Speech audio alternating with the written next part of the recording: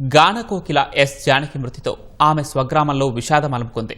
బాపట్ల జిల్లా నిజాంపట్నం మండలం పల్లెపట్లలో జానకి జన్మించారు. 3 ఏళ్ల వయసు వరకు పల్లపట్ల గ్రామంలోనే ఉన్నారు. తర్వాత వారి కుటుంబం ఇతర ప్రాంతాలకు వెళ్లిపోయింది. దగ్గరి బంధువులు కూడా చాలా ఏళ్ల క్రితమే ఊరిని వీడారని గ్రామస్తులు చెబుతున్నారు. చిన్ననాటి నుంచే తల్లిదండ్రుల వద్ద జానకి సంగీతం నేర్చుకునేవారని గుర్తు చేసుకున్నారు. ఆమె గొప్ప గాయనిగా ఎదిగాక 2004లో సొంతూరికి వచ్చినట్లు తెలిపారు. తమ గ్రామంలో జన్మించి శిఖరస్థాయికి చేరిన జానకి తిరిగి రాని లోకాలకు వెళ్లిపోవటం బాధాకరమన్నారు.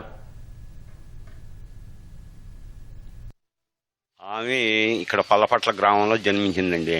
నాన్నగారి పేరు శ్రీరామూర్తి శాస్త్రి గారు, ఆ తల్లిగారి పేరు లక్ష్మి. ఆమె 3 సంవత్సరాల పిల్లప్పుడే నిక్షాలు నేర్చుకుంటా వెళ్ళిపోయారు అక్కడికి.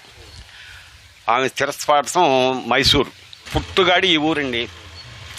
ఇంకా వాళ్ళ నాన్నగారు మాస్టర్, ఆయన్ని అటు బదిలీ చేశారు ఇక్కడ చేస్తూ ఉండగా. ఇంకా అక్కడే స్థిరస్థపడిపోయారు వాళ్ళు 4 అక్కజెల్లెళ్ళు. ఇక్కడ ఆస్తులు ఉన్నాయండి కొద్దిగా, అయికాడు మన ఈ మధ్య అమ్ముకుని వెళ్ళారు. ఒక్కసారి వచ్చింది ఆమెకి, 2004లో వచ్చిందండి. చూసాం మేము అంతే. జానకమ్మ గారు అంటే పల్లపట్ల మా వాళ్ళంతా ఇట్లా సినిమాలకు వెళ్ళినప్పుడు జానకి గారు పాడుతుంది, ఈ పాట పాడిన జానకి గారు అని సంతోషపడేవాడు.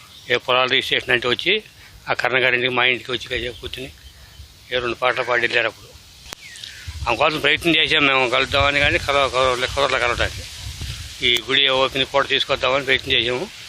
అప్పుడు అంగా నాకు ఏదో కాలు దెబ్బతింది రాలేదని చెప్పి అన్నారు. సంగీతం నేర్చుకుందని వాడు హార్మోని పెట్టి హార్మోని మోగించేవాడు అంట. నాన్నగారు కూడా వెళ్ళేవాడు హార్మోని ఇంతనికి. మా ఇంటికాడ కూడా జానాలో హార్మోని పెట్టి నాన్నగారు మా నాన్నతో ఒక ఉండేది. ముగ్గురు కలిసి ఆ నాన్నగారు చెప్పేవాడు అంట. అప్పుడు హార్మోని కొన్నారు అప్పుడు రోజుల్లో. మా ఇంట్లో జానాలో ఉంది మేము ఎదుగుండా కూడా.